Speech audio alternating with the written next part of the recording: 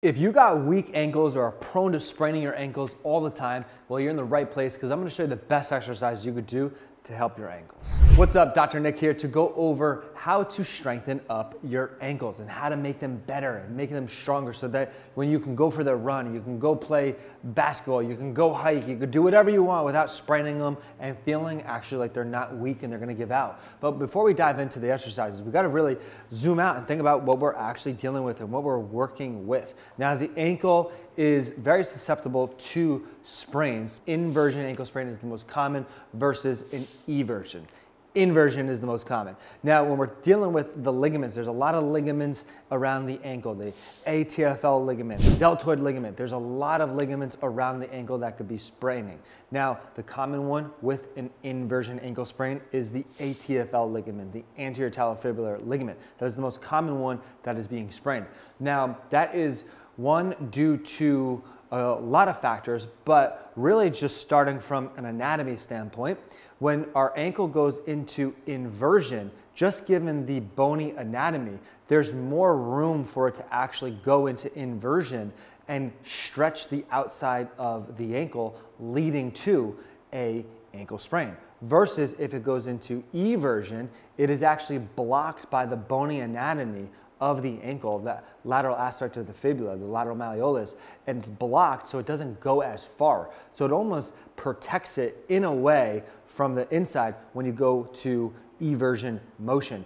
That is why it's more susceptible from just an anatomical standpoint of how the ankle is designed, the bony anatomy. It's more likely to go into an inversion and lead to a lot of these lateral ankle sprains or these inversion ankle sprains. So when we're dealing with the strained ligaments to the outside of the ankle, we got to actually prepare it for a lengthened position to tolerate the next time it gets into that position. Because if we don't, we're just going to be perpetuating this cycle of feeling good, getting back into something, it gets into a position and it sparks up. So we've got to keep in mind the concepts of positionings of that it's going to get into to then prepare it for. Now, commonly when we strike the ground into a plantar flex position, so if my foot is flat on the ground like this, plantar flexion is when you raise the heel up versus the opposite side. So that would be dorsiflexion when the toes are coming up, but we're gonna go plantar flexion when the heel is being raised. Now when the heel is being raised, when you land like this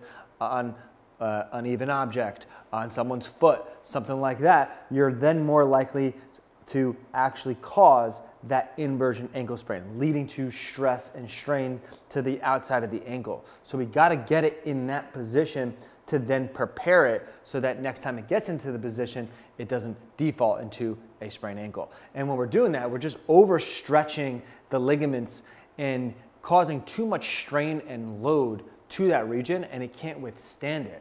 So we got to build that strength from a muscular component and soft tissue and all the connective tissue on the outside of the ankle to then beef it up to take a bigger punch.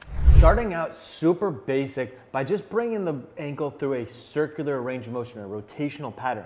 The idea with this is we're going to be hitting all different angles to the ankle. Now specifically, we start to stress that tissue area, that strain, the outside part of an ankle sprain in a very low level way. So from here, I'm just gonna think about making a circle nice and easy going clockwise. Now the idea is when I come to this position where I'm going out and I start to push down, all of this outside of the ankle is kind of slack, so it's not on stretch. However, as soon as I start to point down and start to go in like this, then all of this stuff on the outside of the ankle is being stretched. Now, since it's so low level and you're just using your own ankle to go into the range of motion, you're starting to then just go into the range of motion to tolerate a low level lengthened position, and then you come out of it. And what this does is gives the body some input and stimulation to then say, okay, we're safe going into this position and it's very low level. This helps ultimately at a very low level start to prepare it for a lengthened position. Versus if you have a sprained ankle and you never move it at all, well, then next time you get into it, it's not going to be ready for that sparks up again. So by doing these low level circles and also not just rushing through it, because if you rush through it, there's no intention. There's no specificity to it. You want to be intentional and specific with it so that you can get the better results of this stuff. So idea is going nice and slow, and you start to think about making your circle as big as possible, going inward, and you want to think about pointing down and in, which would then put it on stretch, and then you come out of it. The idea is to start very low level, and by doing this, you'd be very surprised if you repeat this and you build the frequency to this multiple times per week, multiple times per day.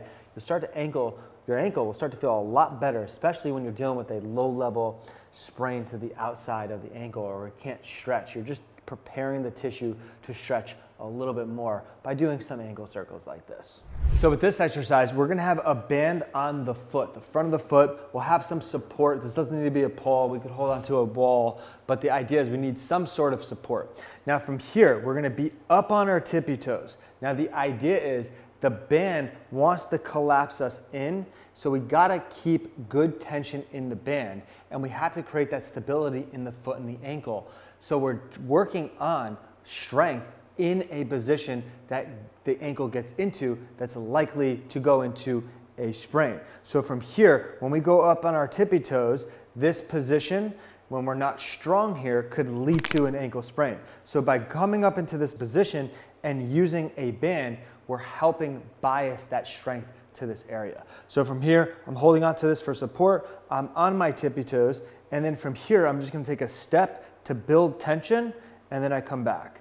And I take a step, and then I come back. And what this is doing is building a lot of tension on both ankles in this case. So when I step out, more force is put through my left ankle, but I'm also feeling the outside of my right ankle because I'm pushing against the resistance. So you'll feel both aspects of the lower leg into the ankle being worked, primarily in the back of the calf and the outside aspect. So with this, I like to build up reps here, so about 12 to 15 on each side, and then you can go the other side. And again, the idea is to maintain this tippy toe position so you can tolerate and build strength into the foot and the ankle. From the side view, it looks like this, where I come up on my tippy toes. I would maintain this position the whole time, and I take a step out and back. And as you get stronger, if you don't need support and you could do it without support, then that is an option, but that will really start to put a lot of load through those ankles. So you wanna build up to that versus just jumping to a higher level exercise for the fun of it. You wanna build on top of this. So I'm just gonna be holding on to support, tippy toes, I maintain that, and I'm doing steps. And again, the idea is to work on the outside or the lateral aspect of the ankle in this position. I hope this video was helpful for you in understanding a little bit more behind of what's going on with an ankle sprain, likely positions that your ankle gets into that leads to a sprain from an anatomical standpoint, and what ligaments are strained when you actually go into the most commonly strained position, which is the ATFL ligament. So hopefully this video gave you insight on exercises you could do. And if it was helpful and you found value in this video, I'd greatly appreciate it if you subscribe down to the channel below, like this video, and leave any comments down in the comment section of what exercises you liked in this video, what other ones that you might want to see, and really do hope it was valuable. Until next time, this is Dr. Nick.